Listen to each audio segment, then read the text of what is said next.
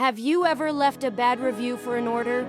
I never thought that a bad online review could drag me into hell. Hello, my name is Emily, 25 years old, a horror fiction writer for a renowned publishing company. I had written countless terrifying stories, but I never imagined that one day I would become the character in a real-life horror tale. It all started last month when I ordered dinner from a small, newly opened restaurant near my apartment building. Starving, I eagerly opened the food container, but the moment I did, a foul, nauseating smell hit me, making me rush to the bathroom to vomit. Even more horrifying, inside the container was something that looked like a decomposing human finger.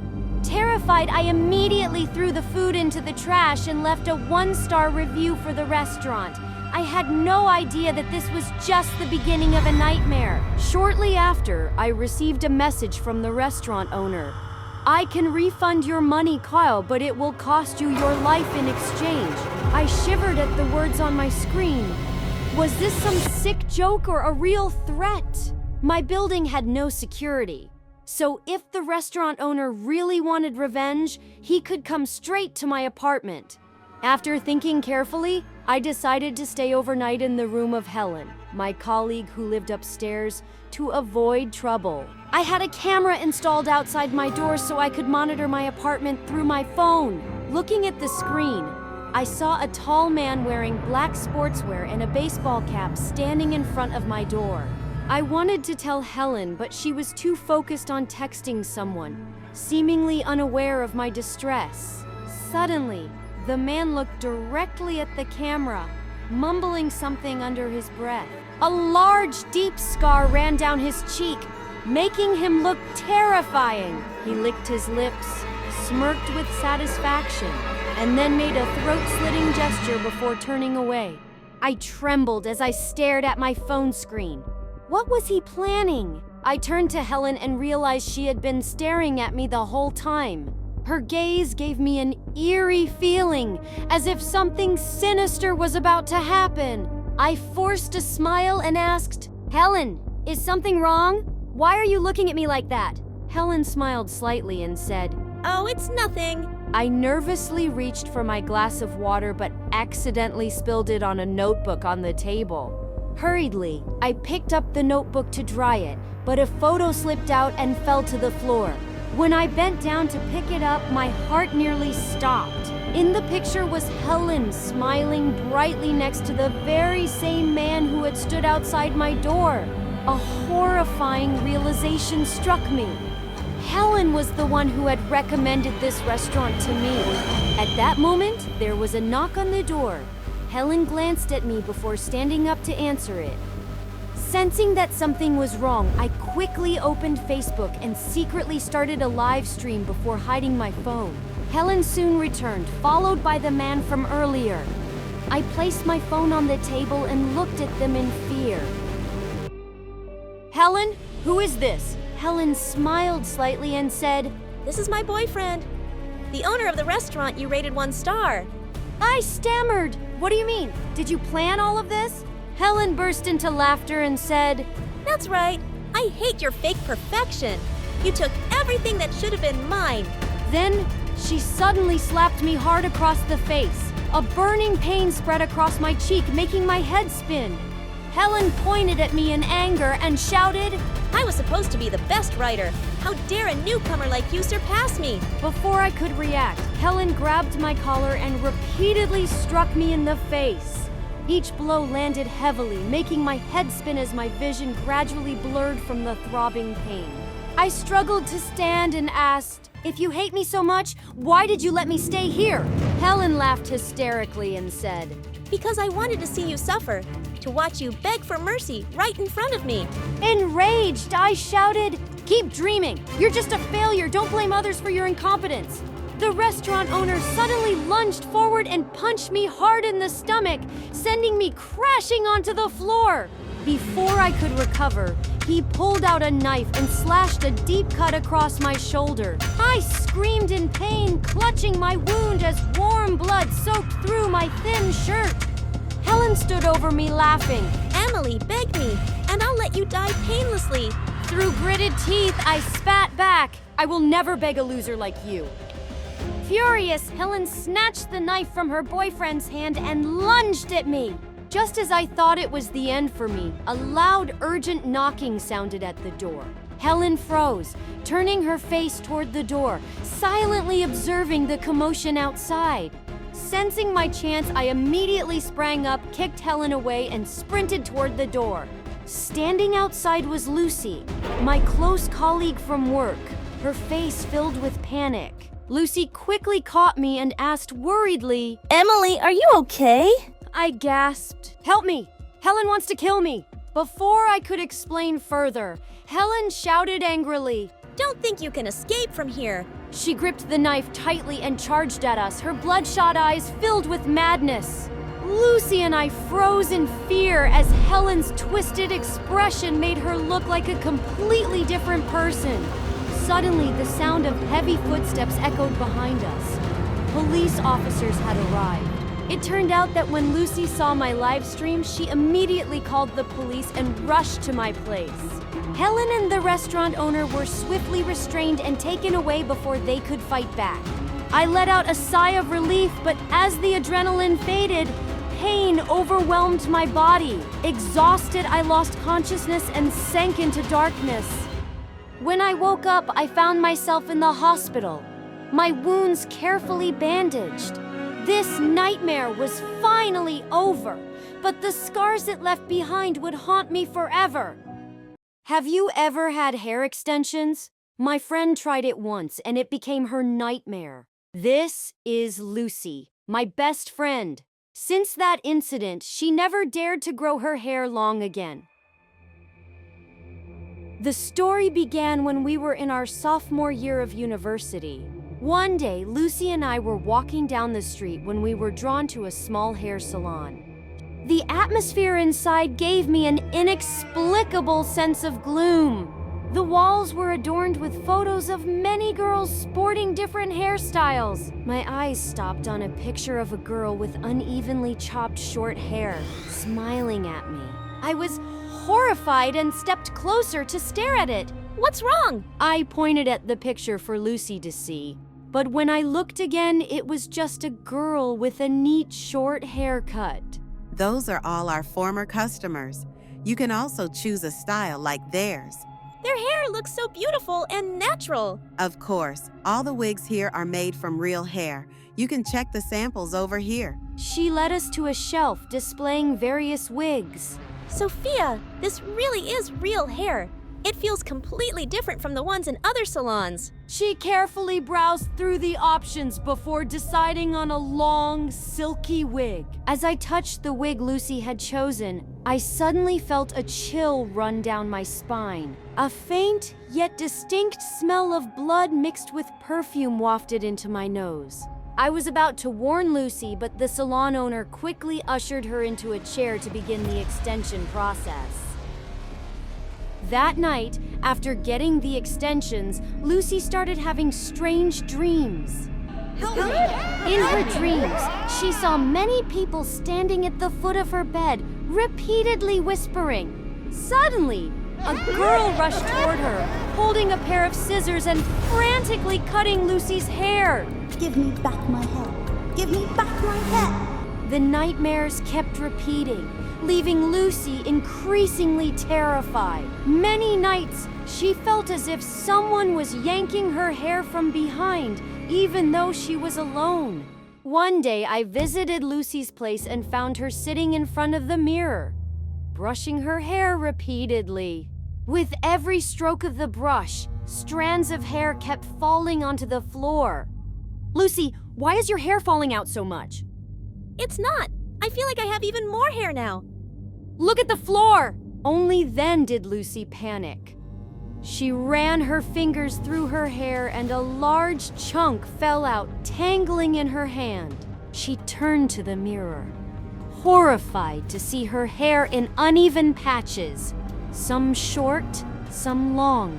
A chill ran down my spine. I couldn't believe what I was seeing. The next morning, we rushed back to the salon to have the extensions removed. But when we arrived, we were stunned. The place was crowded with people, gathered to witness something shocking. Excuse me, what's going on here? I heard the owner of the salon kidnapped people, cut their hair to sell, and then killed them. At that moment, the police escorted the salon owner out of the shop. She flinched slightly when she saw us, then quickly averted her gaze. As the crowd gradually dispersed, I looked into the shop and was horrified to see my own picture hanging on the wall. But the photo had been altered. Someone had deliberately changed Lucy's face. Lucy, when did you take this picture? I never took any photos here. After that day, Lucy's behavior changed drastically. She would sit blankly in front of the mirror, then suddenly grab a pair of scissors and frantically chop off her own hair. Lucy now looked exactly like the shadowy figures she had described from her nightmares. From that moment on, I never saw her grow her hair long again. Though many years have passed, whenever we talk about it, we can't help but shudder.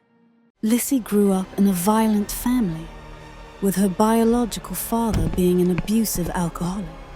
In a drunken rage, he killed Lissy's mother. When he sobered up, the guilt consumed him, and he took his own life. I was Jane, 20 years old. Lissy was my adoptive sister, taken in by my parents after her biological parents passed away. We grew up under the same roof, but Lissy was always distant and withdrawn, no matter how hard I tried to get close to her. One day, my parents suggested a family trip, hoping it would help Lissy heal after such a devastating loss. Where would my precious daughter like to go? I want to go to the beach. We haven't gone in so long, Dad. But I never imagined that a simple conversation would mark the beginning of a terrifying tragedy. That day, my parents attended a party and told us to prepare dinner ourselves. I planned to order food and wanted to ask Lissy if she would like to eat with me. Lissy, I'm ordering dinner. Do you want anything? There was no response. The door was unlocked, yet the room remained eerily silent. Hesitating for a moment, I pushed the door open, but Lissy wasn't inside. It was my first time entering her room. Everything was neat and clean. My eyes landed on the desk, where an old diary lay neatly. On the cover, the word "die" was scrawled in bold red letters. A sense of unease rose within me, yet I couldn't stop myself from picking up the diary. Inside were grotesque, twisted drawings drenched in blood, horrifying and disturbing. Frightened, I quickly shut the book and tossed it back onto the desk. My heart pounded, my breath quickened. At that moment, I noticed another word carved deeply into the desk. Kill, with my name etched right next to it. My entire body froze. My breath became heavy. What was Lizzie trying to do? Suddenly, her cold voice rang out behind me. Jane, who gave you permission to touch my things? Startled, I turned around to see Lizzie's expressionless face staring at me. Lizzie, what is all this?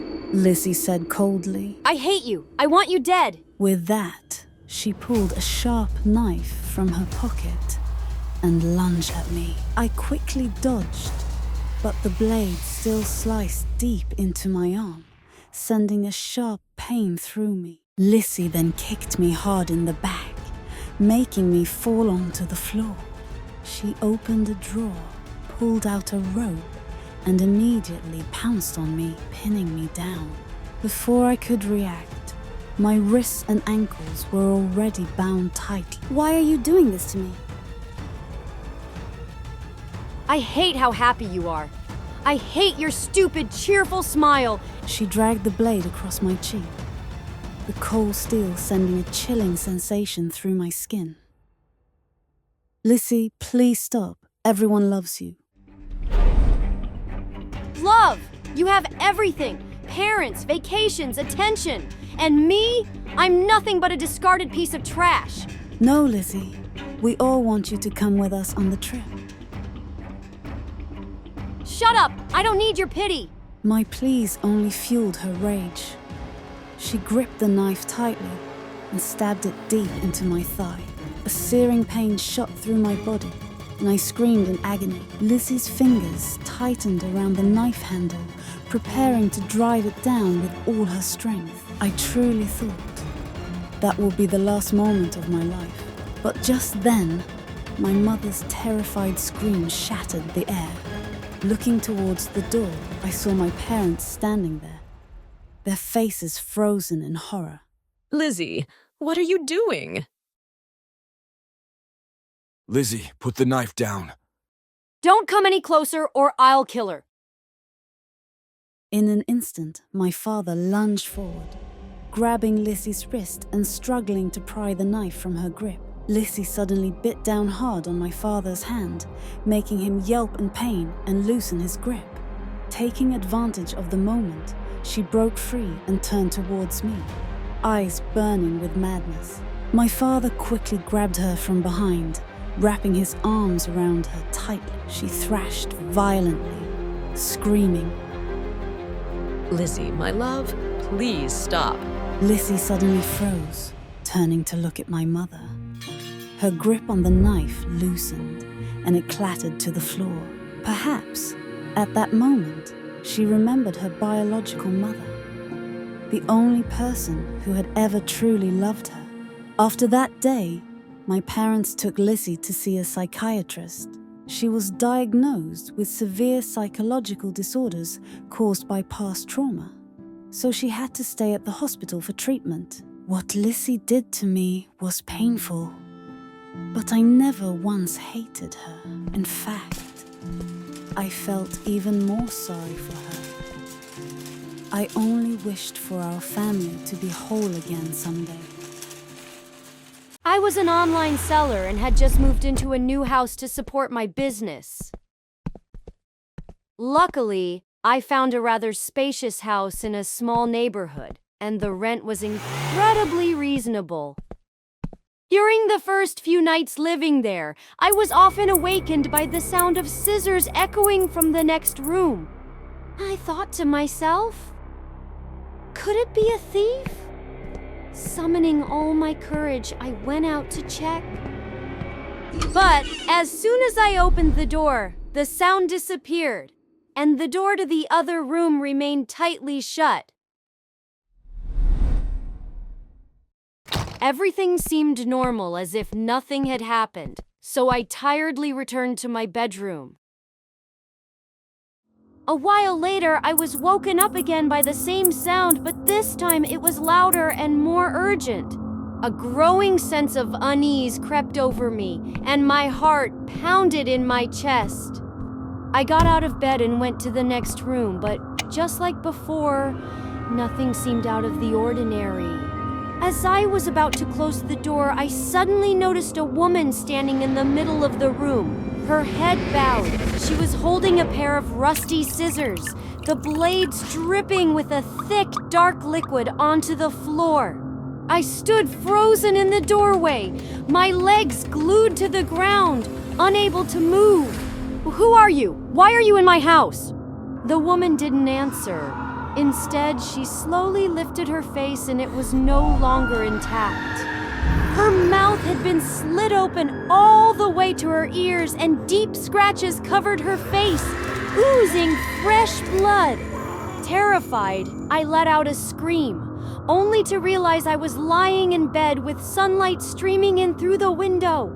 Was it just a dream? But the fear felt so real and cold sweat drenched my body. Unable to shake off my unease, I decided to call the landlord to ask about the woman. However, he dismissed my concerns, saying he knew nothing, before hurriedly hanging up. I had a gut feeling that he was hiding something about the history of the house.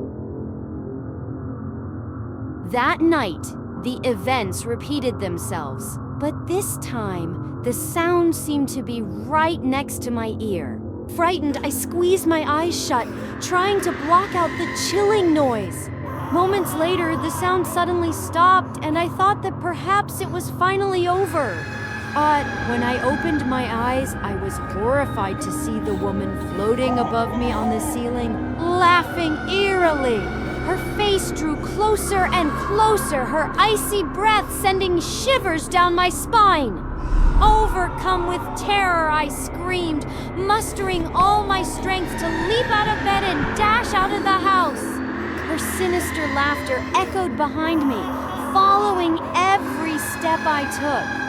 That night, I booked a nearby hotel to stay in, desperate to get away from that cursed house. The next morning, as I returned, I ran into a neighbor who had just come back from somewhere. Hello, ma'am. I just moved into the house across the street. You live in that house? Yes, but I'm planning to move out today. Is there something wrong? A long time ago, a woman was brutally murdered by her husband in that house. Why did her husband do that? She was having an affair, and when her husband found out, he slit her face and then killed her before turning himself into the police.